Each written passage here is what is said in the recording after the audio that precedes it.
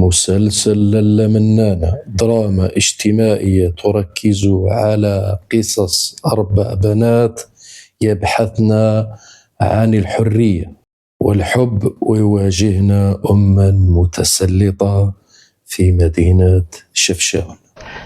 شبر هاك لبس هاد الجلابه والسبنيه، زول هاد الخمار. لا ما نقدرش نتعرى.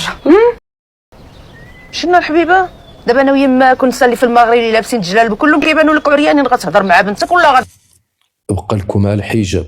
غنتكلموا في هذا الفيديو عن الحجاب بين الزينة والوقار. في المسلسل ظهر الحجاب الشمالي، ديك الشدة ديال المنديل وبواحد الجمالية أخاذة تعكس الهوية المغربية الأندلسية.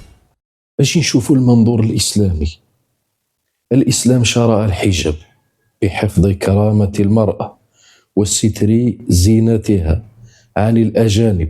هذا هو الهدف من أن الله سبحانه وتعالى شرع الحجاب للمرأة التي بلغت الرشد. علاش شرع الله سبحانه وتعالى شرع الحجاب؟ لحفظ الكرامة.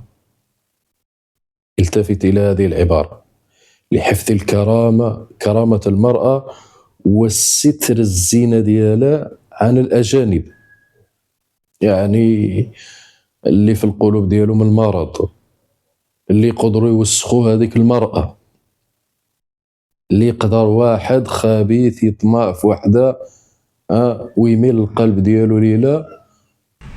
ايوا وشنو غيوقع ديك الساعة؟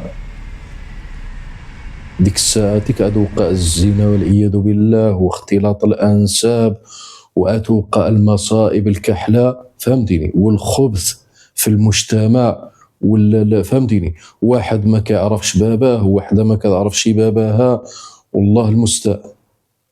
ولكن في المسلسل نرى أن الحجاب كان جزءان من البروتوكول العائلي الصارم. الملاحظة، الجمال في لباسهن لم يكن مخالفا للمقصد الشرعي طالما كان داخل حدود البيت أو في حضرة المحارم.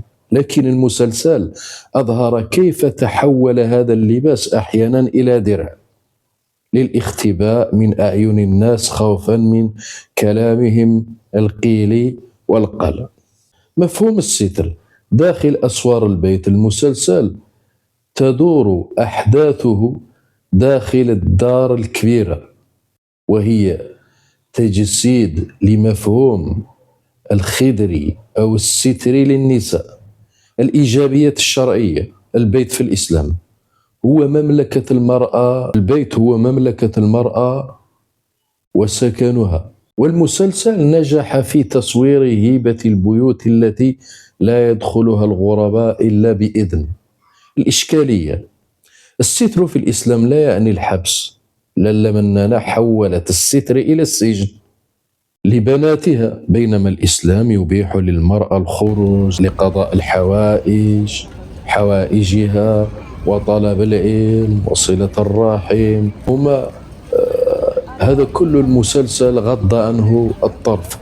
انتم كعرفوا المسلسل يعني انتشار النار في الهشيم، يعني ما من بيت إلا وكتلقى مثلا النساء كيتفرجوا في هذا الشيء هذا. هادو دوك المحجبات والمرقبات وداك الشيء، لا لا لا لا لا لا، ما تبقاش تمشي معاهم، ما تبقاش تمشي معاهم، يدوك لشي مصيبه كحله ويديروا لك شي كذا وكذا الى اخره. هادو اباء ديالنا حنا اللي كنتسناو منهم انه غادي يربيو لينا العفاف بناتنا. هاد الابوين هادو كنقول لهم الا شفتوا بنتكم مع شي بنات، الله يصلح حال الجميع، لكن الا شفتوها مع شي بنات سافرات ومجمعات في القهوه وتيتبادلوا الضحك مع الدراري، واش غتمنعوها؟ ولا غتقولوا مزيان راه من جيلهم وخليها نيت باش تدبر على راجل باش تزوج؟ لا الحاجه، في القهاوي غادا تدبر على واحد غيمسح فيها يديه ورجليه، نهار غيبغي يتزوج غيقول لمو شوفي لي شي وحده نتزوج بها، وغتبقى عندك بنت فيها 3 ولا 4 ديال عباد الله مسحوا فيها يديهم ورجليهم، تسنى لما تقد فيها من بعد. الناس ديال الشمال واش بغيت نسولكم بصح، واش هاد القضيه بصح ولا عفله لا من هنا فاش كنتفرجوا؟ النساء كيتفرجوا بزاف، البنات كاينين واخا كيقولوا شي بعض حنا راه ما كنتفرجوش، ولكن راه كاين اللي كيتفرج. المسلسل هنا يعني اظهر النفاق ديالو. قلنا المسلسل ديال البنات لاله مننا بينت لنا بان الستر سجن، ان وحده كتستر راسها بالحجاب اللي امر به الله سبحانه وتعالى شنو سجن، يعني سجن المراه.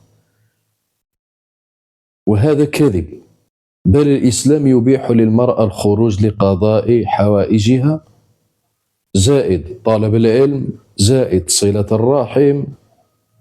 والزواج هنا نرى كيف يمكن للتقاليد المتشدده ان تشوه المقصد الشرعي من الستر وتحوله الى وسيله للحرمان. شنو دارت لاله مننا؟ قد كتطلع للسطاح، طلع البنات ديالها للسطاح، السطاح لرؤيه العالم الخارجي، معناه ان البنات يعني في السجن او لا هي في السجن. الاسلام يدعو الى غض البصر من الطرفين رجالا ونساء كمنظومه اخلاقيه داخليه، بينما المسلسل اظهر ان الرقابه كانت خارجيه فقط. الأم والقفل مما جعل البنات يكسرن هذا الستر في الخفاء بمجرد غياب الراقب، وهذا كله مدروس يعني من الجهة المعادية للإسلام. وهذه المسلسلات اللي كتشوفوها راه ماشي صدفة، هذه المسلسلات كيديروا فيها هما أجزاء.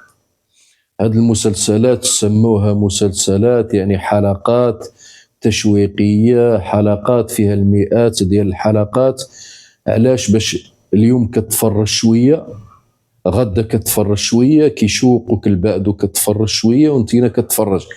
علاش؟ باش تتعلق بهذاك المسلسل وباش تفهم شنو هو المسلسل، شنو الغاية منه وشنو الهدف منه، فهمتيني؟ ولما كنتيش على بال راه توقع في هذا الفخ هذا، ويكون عندك واحد التصور وعتعيش واحد الحياة، وعاد تكون عندك واحد الفهم وعتعيش على ديك الفهم خاطئ، فهمتي؟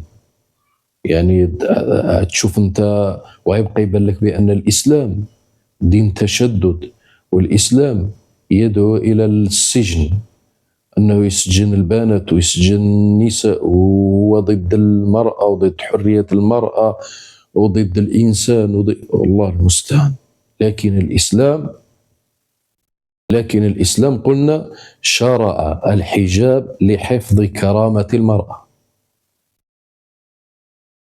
وستر زينتها عن ماذا؟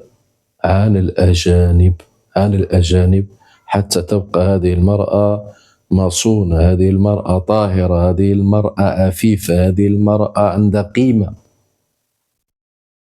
تا واحد ما يحط يدو عليها وتا واحد ما يحط عينه عليها، فهمتيني؟ شوف معايا هاد اللقطة. شوف هما الكفار قولوا لا تكافر بالله يخرج، يبعد عليا، قول له يخرج، قول له يمشي بحال. دابا عندي واحد السؤال لهاد المخرج وهاد الممثلين اللي شاركوا في هذا المشهد وكاميرا مان ومول المايك واللي جابوا لهم اتايم ولات الماكياج، كلشي كاع اللي حضروا لهذا المشهد. عندي لكم سؤال واحد: واش ما عندكمش في عائلاتكم ولا جيرانكم ولا في بناتكم او في الناس اللي قريتوا معاهم او شي وحده تتعرفوها دايره الحجاب؟ مستحيل تقول لي عمري حضرت لشي وحده او ما تنعرف حتى وحده، مستحيل. بالله عليكم واش قربتوا حداها وسمعتوها او رافقتوها ولقيتوها تتهضر بالطريقه غير انت وجهك بلا ما تكذب؟ من سابع المستحيلات تلقاها تتهضر بالطريقه. صراحه ملي شفت المشهد تفكرت الاستاذ ياسين العمري في واحد المحاضره كان قال لهم دابا شحال من دريه تتفكر انها الا مشات دارت الحجاب غتبدا تهضر بالطريقه. كيف حالك يا اختي؟ واكيد ان هذا المخرج او صاحب هذه الفكره اللي دار هذا المشهد هذا عنده هذا التصور في عقله، يعني هما غير تتخيلوا هذا الشيء اما ما كاينش في الواقع. وهنا تتبان هذيك الاكذوبه ديالهم ان